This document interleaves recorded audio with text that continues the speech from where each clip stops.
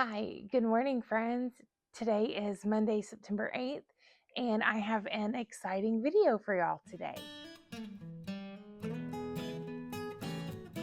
We are going to talk all about a finished object that y'all saw last episode. We are going to go over my works in progress. I cannot wait to share the progress on my step-by-step sweater. And we're also going to talk about future cast-ons that are going to happen this week and any acquisitions that I made. And then finally, we are going to talk about what books I'm reading. If that sounds fun to y'all, grab a beverage, grab a project, and join me today. All right, let's talk about my finished objects. Well, object. For this week, I finished my Playful Pop Socks by Tracie Miller. These socks were cast on August 16th and cast off on August 24th. So it took me just about 8 days to work through this pair of socks. For these colorwork socks, I used the Big Sky colorway by Spin Cycle Fibers and their dyed in the wool base. And then for my main color, I used Magpie Fibers and the color Cinder on their swanky base, which, as you can see, it has just made a lovely pair of socks. Very high contrast. It's exactly what I wanted my Playful Pop Socks to look like. All right, so let me talk to you about these Playful Pop Socks. The pattern was very easy to read and follow. I did have to remake, I think, one of them just because I lost count, which isn't that difficult for me to do. But once I got going, I didn't have to tinker back a lot. Yeah, it's real easy to do this pattern. If you are new to color work and you want to make a pair of color work socks, I highly recommend adding these to your sock making plans. The Playful Pop Socks are the only things that I have actually finished. But I have a lot of progress made on a couple of different items. Let's talk about my works in progress. The first whip that I want to share with y'all today is a new pair of sock cast-ons. As I shared in my Pigskin 25 planning video, I plan on making a pair of socks a month. And I am about halfway through that goal. Very excited about that. I am through the gusset on one sock and I am at the color work on the other. The sock pattern that I'm using is called Saison de Spooky and it is by Cissy Yao. You can find it on Ravelry. I'll have it linked in the description box below. I am using 3 different skeins of yarn for this. The main color is from the October 24 Yarnable box by Hypnotic Yarns. The color is called Witch Please. The first, hi bud, what you doing? Everyone meet Atlas. He's just roaming. The first contrast color that I'm using is also from the October 24 Yarnable box, and it is called Boo Crew, and it is this real pretty orange. The second contrast color is the Magpie Fibers and the color Cinder on the Swanky base. You saw this base on my Playful Pop Socks. Because I didn't have black, I wanted to be able to make these socks, so I used that gray for the background of my pumpkins instead. This is a textured sock. It's really incredibly easy to remember. It's a 3-1 repeat with a knit row between. I cast these socks on Thursday for cast on party for Pigskin 25. However, I had to rip both socks out. Not because of the pattern, but because I cast on 68 stitches instead of 64. So when I got to my color work on my first sock, I couldn't figure out why it wasn't working for me. I'm like, why do I have extra stitches? Well, I have extra stitches because I cast on 4 stitches too many. I was pretty far into my color work. I was probably 3, 4, 5, 6, 7, 8. I was 8 rows into the color work, and it's a 17 row pattern. So I was halfway through my color work whenever I figured it out. I was able to get back to that spot where I had to tear out by Friday and just keep going with the pattern. As far as following the pattern goes, I don't love long socks. So I shortened the main color that the pattern calls for before you start the heel flap and gusset. I shortened that section significantly, but I do think that they're still a really cute pair of socks. So this is the first sock. And as I've said, I've just barely started the color work on the second sock. So technically I am only through the cuff and the first 4 stitches of the pattern. My goal is to have those socks finished by the end of this week, hopefully Saturday or Sunday. All right, let's talk about my second work in progress. Now, this project does not count toward pigskin because I cast it on before September 4th. However, that is not deterring me from getting it finished. The bag that it's in is by me. I made this bag, I don't know, 10, 12 years ago, and I am repurposing it for my yarn projects. All right, so let me talk about where I'm at with this project. I am through the body. That's at the length that I want it to be. Here, I'll fold it in half. I'm through the body. It's at the length that I want it to be. I'm going to add a 3-inch hem, and that's going to fall about midway down my waist, which is, it's going to fall exactly where I like my shirts or sweaters to fall. This weekend, I picked up for my sleeve, for my first sleeve, and I'm about 4 inches in, and I've started my decreases. One of the things that I love about the knitting community is that we share all of our tips and tricks. So, watching the Table 10 podcast, Rachel talks about how she, and other people may do this, I just saw it from her first, but she puts a light bulb marker on her project with the number of decreases that she needs to do. So I'm doing 8 decreases. So I have 8 light bulb markers ready for me through this process. I did not tell y'all what this pattern was. So this is the step-by-step sweater by Florance Miller, or Handmade by Florance, here on YouTube. In the pattern, there's a link to I believe it's a private YouTube video that walks you through take this sweater step by step. I haven't had to watch a lot of the videos, thankfully. I did watch her short row segment, and I watched the segment for the sleeves. Everything else has been just really easy because it's basic stockinette. I'm hoping that I can have this cast off of my needles by September 20th, which is only 12 days away. However, this has gone really fast. So I cast on August 21st. In order to measure for the length, I went ahead and blocked this, and that took about 2 days to block it, to get it in a place where it was dry enough. I think I did that either on the 1st or the 2nd of September, and then I didn't pick it back up until September 6th. So it really has just flown off my needles. And I know that that's a gauge thing. I'm using a 5mm. Yeah, I'm using a US size 8, 5mm Chowgu red lace. Let me tell you about the yarn.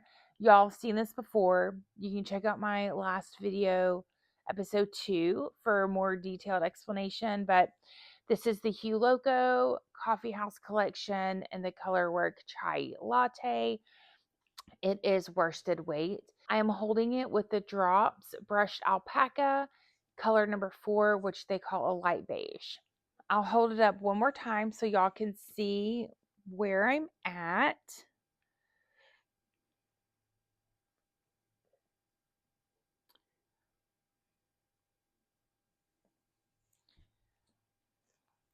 And yeah, I cannot wait to have this for fall this year. Okay, so my third whip is the My Reading Shawl by Kate F.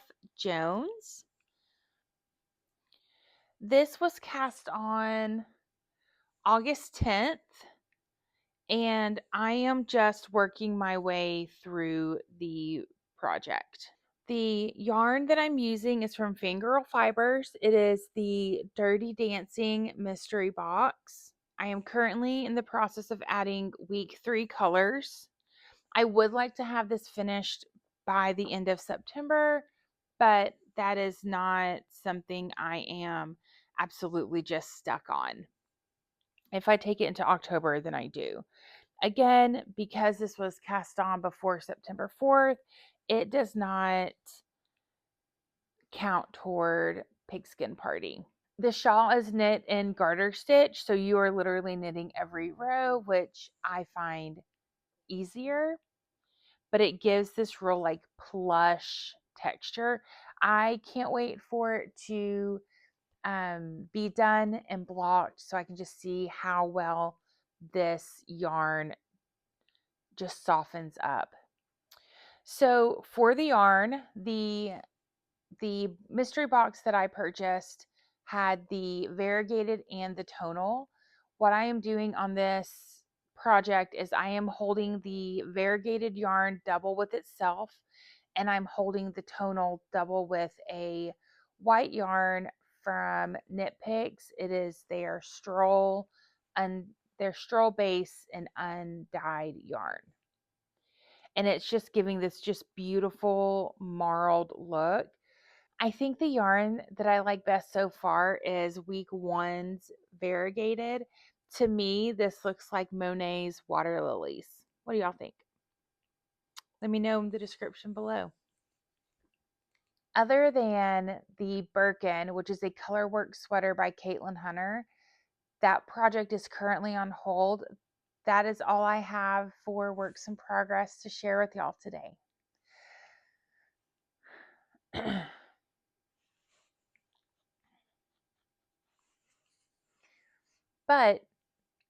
But since we are in pigskin season, I have a cast on that will be happening this week. So let's talk about it. This week, I'm going to be casting on my first Ranunculus. I am super excited about this.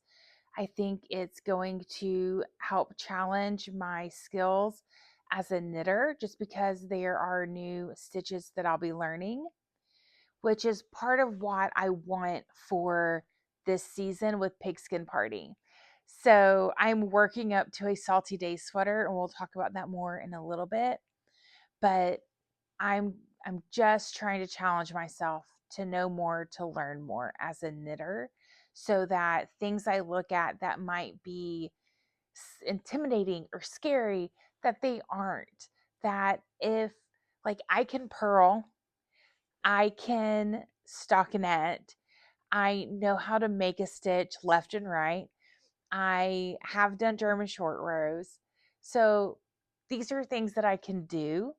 And I have to remember it's just one step at a time. And I don't have to finish an entire sweater on day 1 or an entire shirt on day 1. It's literally like, what are the steps? Going through and going slowly. So I'm very excited about this ranunculus. I believe that it's a popular pattern for a reason, and that's because people talk about how easy it is to knit up. So let me tell you all my plans for it.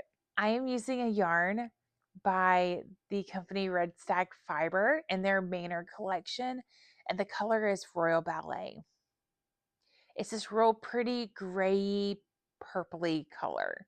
I don't necessarily know how to explain it, but I have pictures for y'all here. I think I'm going to hold this double and I'm going to knit it on a US 5.5.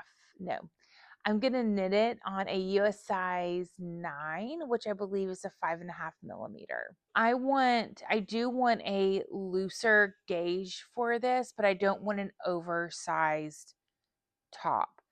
I am going to knit it in 3/4 sleeves, so I want it to go below my elbows. And I have 5 skeins of this yarn, so I think I'm going to have plenty to be able to do this.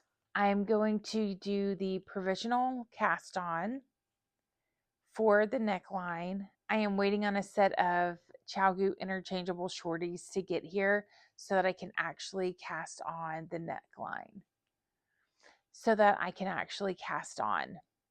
And I'll tell y'all more about that in next episode where I talk about the ranunculus, where I'm at, what's going on. All right, so I wouldn't be a knitter if I didn't have any acquisitions. So let's talk about those. Okay, so the first thing that I want to share with y'all is this really cute bag from Doolittle Yarnary. I am a member of Nitty Natty's membership, Love and Stitches, and I met Terry, owner of Doolittle Yarnary there, and she was talking about this bag we knit in Texas, y'all. Many of y'all may not know, but I was born and raised in Texas. Texas is a huge piece of my heart. Always has been, always will be. So when I saw this bag, I just knew that I had to have it. This is the project bag that is currently holding my reading shawl. But let's talk about what's in my project bag at the moment. And these are going to be some acquisitions of yarn that I've made this week. All right, first is the September 2025 Yarnable subscription box. I get the no frills box so that I'm only getting 1 skein of yarn. I do not need more than that. I have plenty of minis sitting in my yarn stash that I can pull from if I want a contrast color. The base that I get is the plush sock. It is an 8515 superwash merino nylon blend.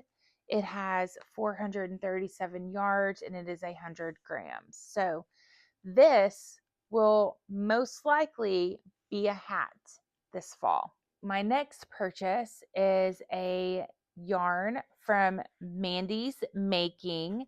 It is hand dyed. You can find her at mandysmaking.com. The base is 7525 superwashed merino and nylon blend. It has 462 yards for 100 grams.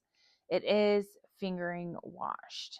So before I show y'all the yarn, I want y'all to know fake internet points matter. As for the pigskin party, you get points if you use sponsors, either their yarn, their bags. Doolittle Yarnary is a sponsor of Pigskin Party 25. Now, this isn't a Pigskin Party themed bag, but it does count toward fake internet points because it is a sponsor. Mandy's Making is also a sponsor. The yarn that I got is Pigskin Party themed. So this is called Game Day Party. And the inspiration was football, was the field, all of that. So I'm going to be making a hat out of this in October for a sister's Christmas present. I've already talked to her about it, made sure she wanted it. She did. So this is a yarn acquisition. All right, so the last acquisition that I have to share with y'all is probably my favorite. I think a few episodes back, I shared with y'all about how I fell in love with a yarn at Camellia Fiber Co. It is their Yak DK. The yarn is 65% superwash merino, 20% silk, 15% yak. It's 230 yards for 100 grams. And the color is coffee. I wish that y'all could feel this. Everyone says that. I truly wish that y'all could feel just how plush this yarn is. I went to Camella's store just a few weeks ago, beginning of August, and that's where I saw this yarn for the first time, and I couldn't stop thinking about it. I sent a text to my husband probably twice a week telling him that I'm going to be buying this yarn, that I would be buying a sweater's quantity of this yarn, and just preparing him for it. My goal for this yarn is to make the Salty Days by Veronica Lindbergh. There's videos for it here on YouTube. I talked about it in my pigskin party plans video. All of that will be linked in the description box below. But again, I got a sweater's quantity for this. I think what I like most is it's brown, but it's not a goldy brown. It's more of like a silvery brown, if that makes any sense. It's going to be the perfect chunky sweater, and I cannot wait to dive into this. I will be casting this on end of September, beginning of October. I would love to know which of my acquisitions that I've shared with y'all today happen to be your favorite. All right, y'all, let's talk about what I'm reading. I am still in the middle of the From Blood and Ash series. I am on book 3, which is A Crown of Gilded Bone. I have roughly 2 to 2.5 hours left in this book before I start book 4.